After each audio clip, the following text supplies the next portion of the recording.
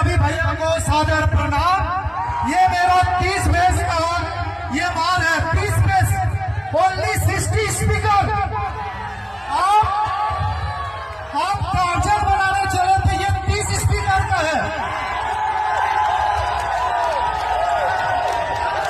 Only 30 base, only 30।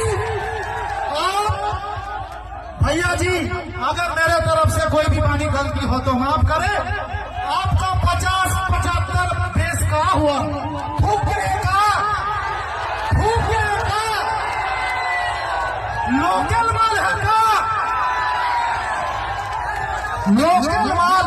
भैया जी, आपको मैंने कभी नहीं कहा था कुछ भी, कोई भी सोशल मीडिया के माध्यम से कभी भी कुछ भी नहीं बोला। आप क्या कहे थे, माल बदलेंगे, माल बदलेंगे।